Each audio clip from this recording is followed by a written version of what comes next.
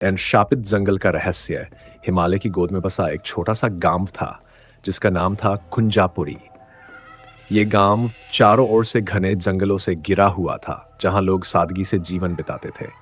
गांव के लोग कठोर मेहनत करते और रात को अपने घरों में आराम से सोते थे, लेकिन उनके दिलों में एक अनजाना भय हमेशा बसा रहता था। इस गांव से कुछ दूरी पर एक शापित जंगल था जिसे लोग कालवन के नाम से जानते थे। कोई भी व्यक्ति इस जंगल में प्रवेश करने की हिम्मत नहीं करता था, खासकर जब सूरज ढलने लगता। शापित वट वृक्ष का भय। इस जंगल के बीचों बीच एक प्राचीन वट वृक्ष था जो किसी अभिशाप का शिकार माना जाता था। ये वट वृक्ष साधारण पेड़ नहीं था, इसे शापित वट वृक्ष कहा जाता था। गांव वालों का मानना था कि इस पेड़ में अनगिनत आत्माएं कैद है, जो पेड़ को छूने वाले हर व्यक्ति की आत्मा को निगल जाती है। इस पेड़ के बारे में कहा जाता था कि यहाँ किसी समय एक अत्यंत दुष्ट साधु आया था, जिसने इस पेड़ पर काली शक्तियों का प्रयोग कर इसे अभिशप्त कर दिया।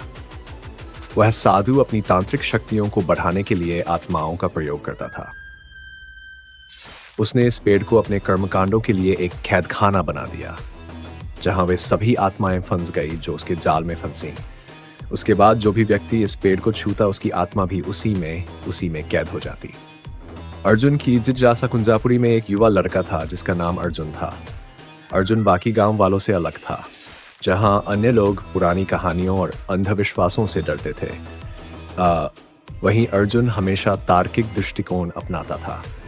उसने अपनी पढ़ाई के दौरान विज्ञान की शिक्षा ली थी और अंधविश्वासों को चुनौती देने में उसे कोई संकोच नहीं था।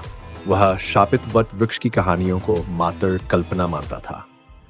अर्जुन के माता पिता ने भी उसे शापित जंगल से दूर रहने की चेतावनी दी थी, लेकिन अर्जुन ने इन कहानियों पर कभी विश्वास नहीं किया। उसके लिए ये सिर्फ डराने वाली कहानियां थीं, जिन्हें लोग पीढ़ियों से सुनाते आ रहे थे। उसकी जिज्ञासा ने उसे कभी भी चैन से नहीं बैठने दिया। वह इस पेड़ के पीछे छिपे रहस्य को जानना चाहता था। तैयारी और योजना।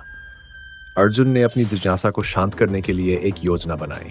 उसने अपने 2 करीबी दोस्तों समीर और रवि को अपने साथ इस जंगल में जाने के लिए मनाया। समीर और रवि ने पहले तो इस विचार का कड़ा विरोध किया, लेकिन अर्जुन की जिद और तर्कों के सामने वे हार मान गए। आखिरकार उन्होंने निर्णय लिया कि वे अगले पूर्णिमा की रात को जंगल की ओर चलेंगे, जब चांद की रोशनी से उन्हें रास्ता देखने में मदद मिलेगी। पूर्णिमा की रात अर्जुन, समीर और रवि तीनों ने अपनी तैयारी पूरी की। वे टॉर्च, रस्सी, खाने का सामान और पानी की बोतलें लेकर जंगल की ओर चल पड़े। जैसे ही उन्होंने जंगल में प्रवेश किया, उन्हें एक अजीब सी ठंडक महसूस हुई। हवा में एक अजीब सी गंध थी जो उन्हें असहज कर रही थी। चारों ओर सन्नाटा था, केवल पत्तों की सरसराहट और जंगली जानवरों की हल्की आवाजें सुनाई दे रही थीं। जंगल का रहस्य। जंगल में चलते चलते उन्हें कई घंटों का समय लग गया। हर कदम के साथ डर और बेचैनी बढ़ती जा रही थी। अर्जुन को भी अब हल्का डर महसूस हो रहा था, लेकिन उसने अपने मन को शांत किया और आगे बढ़ता रहा। जंगल की गहराई में पहुंचते ही उन्हें वह शापित वट वृक्ष दिखाई दिया। यह पेड़ अन्य पेड़ों से बिल्कुल अलग था। इसकी शाखाएं विशाल और उलझी हुई थीं और इसकी छाल पर अजीब और डरावनी आकृतियां उभरी हुई थीं। पेड़ के चारों ओर घना अंधेरा था, जैसे कि वह सारा प्रकाश निगल रहा हो। पेड़ की जड़ें इतनी विशाल थी कि वे कई मीटर दूर तक फैली हुई थीं। जैसे ही वे पेड़ के पास पहुंचे, हवा और तेज हो गई। पेड़ की शाखाएं हवा के साथ हिलने लगीं, जैसे किसी अदृश्य शक्ति से संचालित हो रही हों। अर्जुन ने पेड़ के करीब जाकर उसकी छाल को छूने की कोशिश की। जैसे ही उसका हाथ पेड़ की छाल के पास पहुंचा, उसे ऐसा लगा जैसे किसी अदृश्य ताकत ने उसे पीछे खींच लिया हो। वह गिरते गिरते बचा। अर्जुन ने देखा कि पेड़ की छाल पर अचानक से कई चेहरों की धुंधली आकृतियां उभरने लगीं। ये चेहरे दर्द और यातना से भरे हुए थे और उनकी आंखों में एक भयानक चमक थी। अर्जुन ने महसूस किया कि वह एक अजीब सपने में खो गया है। उसने अपने आप को एक पुरानी दुनिया में पाया, जहां लोग इस पेड़ की पूजा कर रहे थे। यह वह समय था जब यह पेड़ एक पवित्र स्थान माना जाता था और लोग यहाँ अपनी इच्छाओं की पूर्ति के लिए आते थे। लेकिन एक दिन इस पेड़ के पास एक दुष्ट साधु आया, जिसने इस पवित्र स्थान को अभिशप्त कर दिया। उस साधु ने अपनी काली शक्तियों का प्रयोग करके इस पेड़ में आत्माओं को कैद कर दिया, ताकि वह अपनी तांत्रिक शक्तियों को बढ़ा सके। साधु ने कहा कि जो भी इस पेड़ को छुएगा उसकी आत्मा इस पेड़ में फंस जाएगी और वह साधु अपनी तांत्रिक शक्तियों से अमरता प्राप्त कर सकेगा। अर्जुन ने इस दृश्य को देखा और समझा कि इस पेड़ का शाप कितना गहरा और भयानक था। यह पेड़ अब एक कैदखाना बन चुका था जहां अनगिनत आत्माएं अंधकार में फंसी हुई थी। वापस वर्तमान में अर्जुन का सपना अचानक से टूट गया और वह फिर से वर्तमान में वापस आ गया। उसकी आंखों में अब एक दृढ़ निश्चय था। वह जानता था कि इस शाप से मुक्ति पाना आसान नहीं होगा, लेकिन उसने ठान लिया था कि वह इस भयानक पेड़ का सामना करेगा। अर्जुन ने पेड़ के चारों ओर ध्यान से देखा। उसे पेड़ की जड़ों के पास एक प्राचीन तांत्रिक ग्रंथ दिखाई दिया। वह समझ गया कि यह ग्रंथ उसी साधु का है जिसने इस पेड़ को अभिशप्त किया था। अर्जुन ने ग्रंथ को उठाया और उसे पढ़ने लगा। ग्रंथ में उस शाप से मुक्ति पाने का तरीका बताया गया था, लेकिन इसके लिए एक कठिन परीक्षा से गुजरना था। अर्जुन को अपनी आत्मा की शुद्धि और साहस का प्रमाण देना था। अगर वह इस परीक्षा में सफल हो जाता तो सभी आत्माओं को इस पेड़ से मुक्ति मिल जाती और पेड़ का शाप टूट जाता। अंतिम संघर्ष। अर्जुन ने उस ग्रंथ के अनुसार पूजा की विधि प्रारंभ की। उसने पेड़ के चारों ओर एक मंत्र जपना शुरू किया जो उसे ग्रंथ में बताया गया था। जैसे जैसे वह मंत्र जपता गया, पेड़ की शाखाएं हिलने लगीं और एक भयानक आवाज गूंजने लगी। यह आवाज उन आत्माओं की थी जो वर्षों से इस पेड़ में कैद थीं। समीर और रवि ने अर्जुन की सहायता करने की कोशिश की, लेकिन उन्हें ऐसा लगा जैसे कोई अदृश्य शक्ति उन्हें पीछे धकेल रही हो। अर्जुन ने साहस और दृढ़ता के साथ मंत्र का जाप जारी रखा। धीरे धीरे पेड़ की शाखाएं शांत होने लगीं और वह आवाज मध्यम पड़ गई। अर्जुन को लगा जैसे उसकी आत्मा एक अलग ही दुनिया में प्रवेश कर रही है। उसने देखा कि वह अब उन आत्माओं के बीच खड़ा है जो इस पेड़ में कैद थीं। वे आत्माएं दर्द और पीड़ा में थीं, लेकिन अर्जुन की उपस्थिति ने उन्हें एक आशा की किरण दी। उन्होंने अर्जुन से मदद की गुहार लगाई और अर्जुन ने उन्हें मुक्त करने का वचन दिया। शाप से मुक्ति।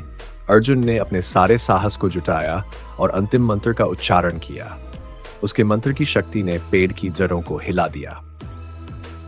पेड़ की छाल पर उभरी हुई सारी आकृतियां अचानक गायब होने लगीं और पेड़ की शाखाओं ने अपनी पकड़ खो दी।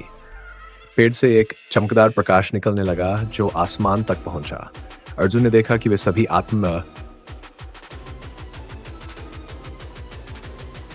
जैसे ही चमकदार प्रकाश आसमान तक पहुंचा, अर्जुन ने महसूस किया कि उसके चारों ओर का माहौल बदल रहा है। वट वृक्ष की शाखाएं धीरे धीरे शांत हो गई और वह रहस्यमयी आवाज भी अब पूरी तरह से थम गई थी। अर्जुन ने देखा कि वह प्रकाश जो पेड़ से निकला था धीरे धीरे मध्यम पड़ रहा है।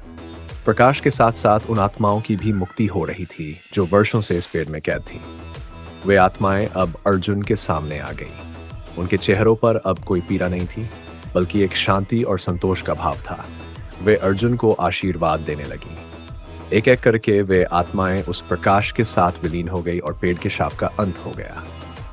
साधु का अंत। अर्जुन ने ग्रंथ के पन्नों को फिर से देखा और उसे समझ आया कि यह साधु भी उस पेड़ के शाप से ग्रसित था। पेड़ में कैद आत्माएं साधु की शक्ति का ही एक हिस्सा थीं। जैसे ही आत्माओं को मुक्ति मिली, साधु की शक्ति भी खत्म हो गई। अर्जुन ने महसूस किया कि साधु की आत्मा भी अब शांति पाने के लिए तैयार थी। उसने अंतिम मंत्र का जाप किया और साधु की आत्मा को भी उस अंधकार से मुक्ति दिलाई। साधु की आत्मा ने अर्जुन को आशीर्वाद दिया और पेड़ की जड़ से निकलते हुए उस प्रकाश में समा गई। जंगल में परिवर्तन। अर्जुन, समीर और रवि ने देखा कि पूरा जंगल अब बदल चुका था। जहां पहले अंधकार और भय का माहौल था, अब वहां एक नई ऊर्जा और जीवन का संचार हो रहा था। पेड़ की शाखाएं अब हरी भरी हो गई थीं और जंगल में पक्षियों की चहचहाहट सुनाई देने लगी थी। अर्जुन ने देखा कि वट वृक्ष अब भी खड़ा था, लेकिन उसमें कोई डरावनी शक्ति नहीं बची थी। वह अब एक साधारण पेड़ बन गया था जो गांव वालों के लिए एक पवित्र स्थान बन गया था। गांव की नई सुबह। अर्जुन, समीर और रवि ने गांव लौटकर पूरी कहानी लोगों को सुनाई। पहले तो लोग इस पर विश्वास नहीं कर पाए, लेकिन जब उन्होंने देखा कि जंगल अब शापित नहीं रहा तो उन्हें यकीन हो गया कि अर्जुन ने गांव को एक बड़े संकट से बचा लिया है। गांव वालों ने अर्जुन को सम्मानित किया और शापित वट वृक्ष की जगह पर एक मंदिर बनवाया। यह मंदिर अब शांति और सुरक्षा का प्रतीक बन गया था, जहां लोग आकर भगवान से अपनी मनोकामनाएं मांगते थे। अर्जुन का नाम अब गांव में एक वीर के रूप में लिया जाने लगा, जिसने अपने साहस और निष्ठा से गांव को शाप से मुक्त कराया। उस दिन के बाद से कुंजापुरी गांव ने कभी पीछे मुड़कर नहीं देखा। गांव में सुख, शांति और समृद्धि का नया युग शुरू हो गया। अर्जुन की नई यात्रा।